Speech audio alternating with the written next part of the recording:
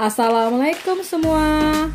Kali ini saya akan membahas cakupan materi dari pendidikan kewarganegaraan, yaitu identitas nasional.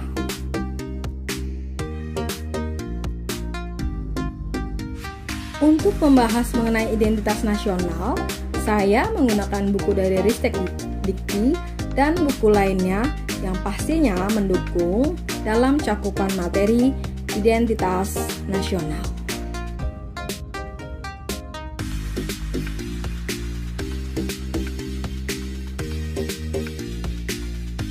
Agar dalam membahas tentang identitas nasional saya bersifat aplikatif, maka saya mencoba menguraikannya melalui metode 4W1H, yaitu what, when, where, why, dan how.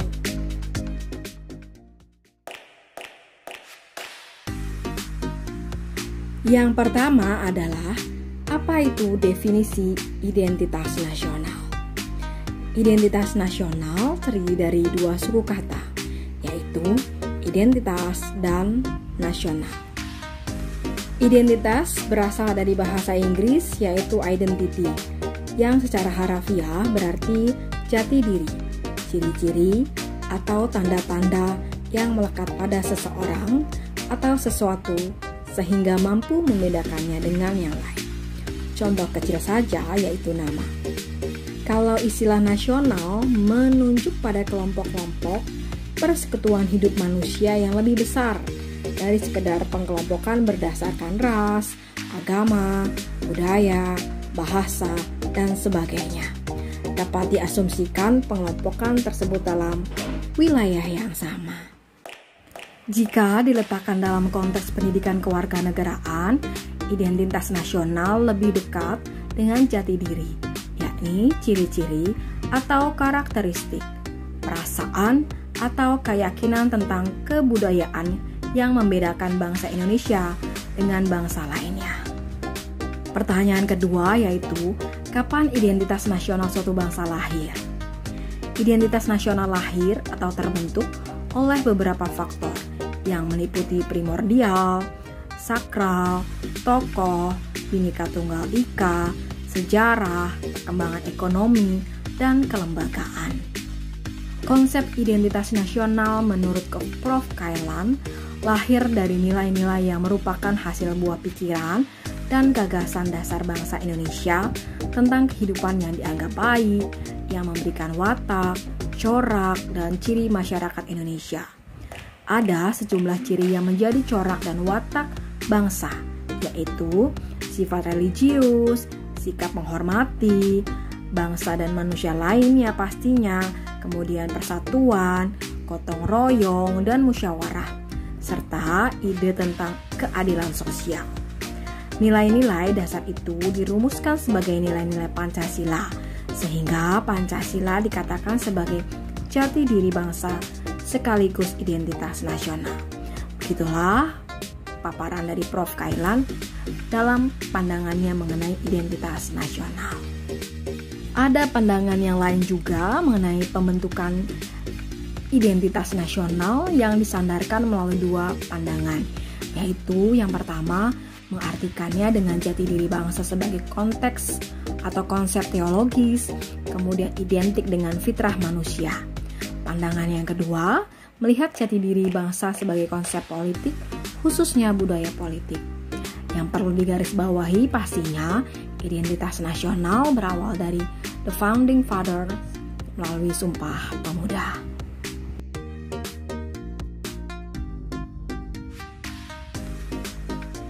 Kemudian pertanyaan berikutnya adalah di mana identitas nasional bangsa Indonesia diatur dan meliputi apa saja.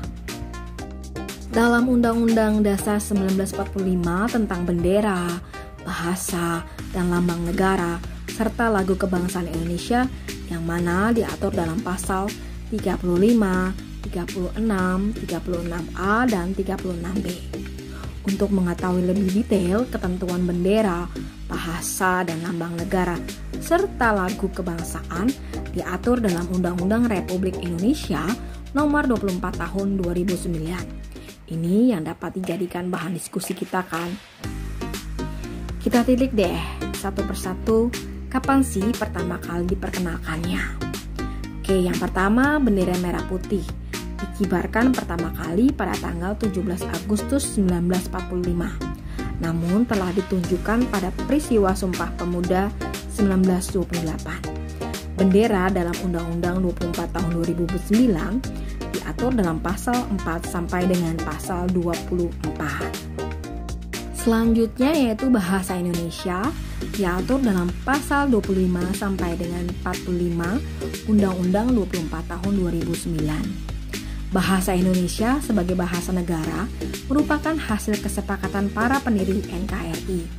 Bahasa Indonesia berasal dari rumpun bahasa Melayu yang dipergunakan sebagai bahasa pergaulan atau istilah lainnya lingua franca dan diikrarkan pada Kongres Pemuda pada tanggal 28 Oktober 1928. Selanjutnya lambang negara Garuda Pancasila diatur dalam pasal 46 sampai dengan 57 Undang-Undang Nomor 24 Tahun 2009. Garuda mengandung makna sila-sila Pancasila yang menurut sejarah merupakan rancangan dari Sultan Hamid II. Kemudian selanjutnya lagu kebangsaan Indonesia Raya diatur dalam pasal 58 sampai dengan 64 dalam Undang-Undang 24 tahun 2009. Indonesia Raya dinyanyikan pada Kongres Pemuda 1928 dan selanjutnya menjadi lagu kebangsaan di setiap upacara kenegaraan. Selanjutnya mengenai semboyan negara yaitu Bhinneka Tunggal Ika yang artinya berbeda-beda tetapi tetap satu jua, dirumuskan oleh Founding Fathers mengacu pada kondisi masyarakat Indonesia yang pluralis. Oke, kemudian dasar falsafah negara Pancasila dikatakan sebagai identitas nasional juga yang bersifat unik karena Pancasila hanya ada di Indonesia. Pancasila telah menjadi kekhasan Indonesia, artinya Pancasila menjadi penciri bangsa Indonesia. Oke, kemudian pertanyaan selanjutnya adalah mengapa kita memerlukan identitas nasional? Coba kita tilik negara Malaysia dan pastinya negara-negara lain deh. Punya bendera nasional sendiri, lambang negaranya sendiri, semboyannya sendiri, lagu kebangsaan sendiri, yang pastinya punya ciri khas yang dapat dibedakan dengan negara-negara lainnya. Kalau bagi Indonesia, mengapa memerlukan identitas nasional? Yang pertama, bangsa Indonesia dapat dibedakan dan sekaligus dikenal oleh bangsa lain.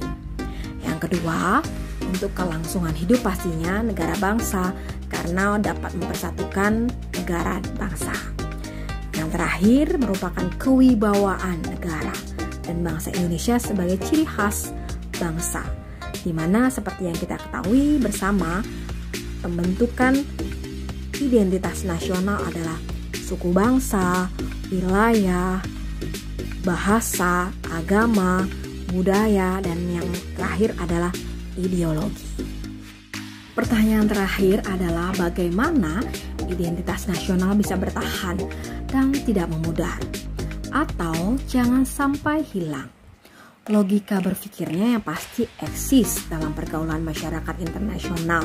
Bersama negara-negara membuat suatu kesepakatan atau perjanjian internasional yang pastinya setiap perjanjian internasional yang ingin diaplikasikan ke dalam hukum nasional harus tidak bertentangan dengan Pancasila. Tidak hanya itu juga, nah ini bisa kita diskusikan lebih lanjut ya, bagaimana identitas nasional bisa kita pertahankan dan jangan sampai hilang. Oke, what's your opinion about that?